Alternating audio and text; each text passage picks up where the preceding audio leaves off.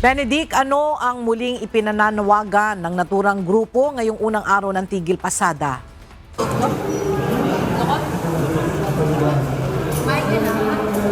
Ng grupong Manibela, ito nga pag-alis o pagtanggal dito sa ipinapataw na excise tax at value-added tax sa langis.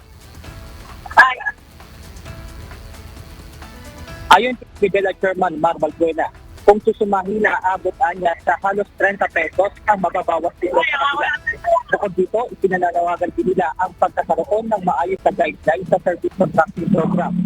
Ayon sa Manibela Chairman, baliwala rin niya ito lalo na naaabot sa 6,000 pesos ang magagastos sa pagkakabili ng Global Positive TPS at lalagay sa mga sasakyan upang mamonitor ng Land Transportation, Land Pricing and Regulatory Board o LTFRB at pinakbo ng mga pampublikong sasakyan.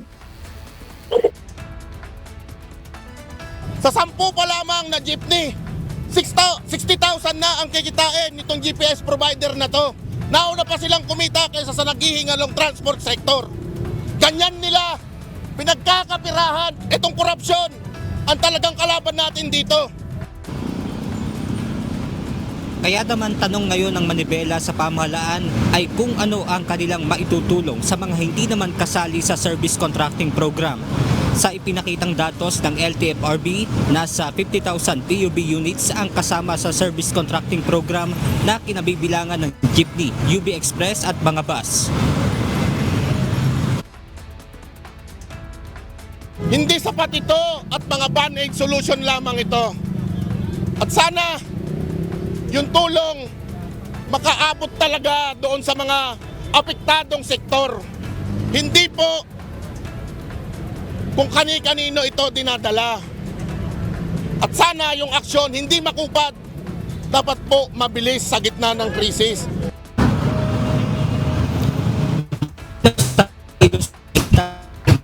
Sa Commonwealth Avenue ang nahirapan sa pagsakay.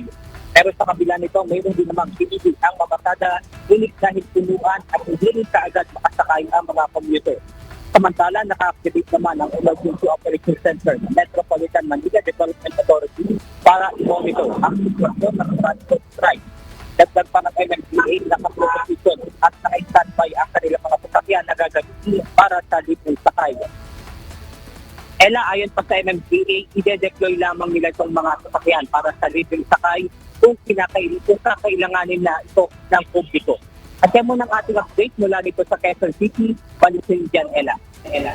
Maraming salamat, Benedict Samson.